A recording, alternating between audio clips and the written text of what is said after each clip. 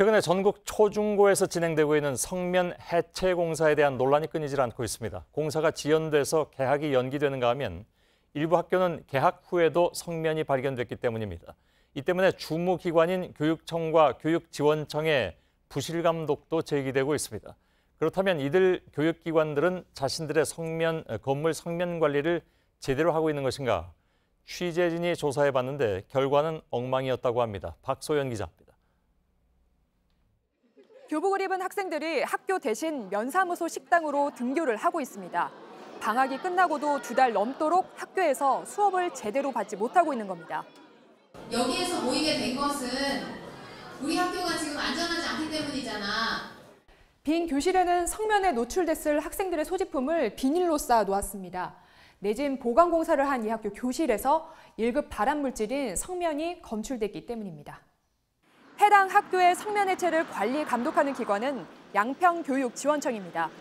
취재진이 해당 지원청의 성면 건축물 관리대장을 확인해봤습니다. 지난 2013년 성면안전관리법 시행 이후 관리대장을 단 한 번도 작성하지 않았습니다. 반드시 있어야 할 성면 관리인도 두지 않았습니다. 집주 담당자가 해놓고 인증이 안 됐던 거죠. 학교 성면 공사를 발주하고 관리 감독하는 기관이 성면안전관리법을 어긴 겁니다. 문제는 이 교육지원청만이 아닙니다. 취재진이 전국 교육청과 교육지원청 193곳의 성면 건축물 관리대장을 정보공개 청구해봤습니다. 현재 성면이 남아있는 건물은 56%, 108곳이었습니다. 양평교육지원청처럼 성면 건축물 관리대장을 단 한 번도 작성하지 않은 곳만 3곳에 달했습니다. 성면 관리대장을 작성한 나머지 교육지원청 105곳도 하나하나 뜯어봤습니다. 경기도 평택 교육지원청의 관리대장입니다. 성면 자재를 사용한 위치를 구체적으로 작성해야 하는데 1층과 2층 모호하게 작성했습니다. 이처럼 위치 작성 방법부터 어긴 곳이 32곳이었습니다.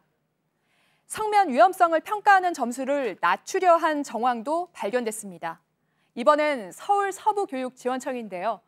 선풍기나 에어컨 등이 있는 곳은 성면이 날릴 우려가 있어 유해성을 1점씩 줘야 하지만 모두 0점을 줬습니다. 유해성 점수가 높으면 추가 조치를 세우고 관련 자재도 제거해야 합니다. 이번에는 성면 관리 상태가 우수하다고 한 지원청에 직접 가봤습니다. 성면 자재를 사용한 천장 곳곳이 깨져 있는 등 관리가 잘 안 되고 있었습니다. 성면 피해자를 산업 분야별로 분석한 2015년 자료에 따르면 교육 서비스와 공공행정업에 종사한 사람만 52명입니다. 결국 부실한 성면 관리가 교사와 학생은 물론 교육 공무원들에게 돌아가고 있습니다. JTBC 박소연입니다.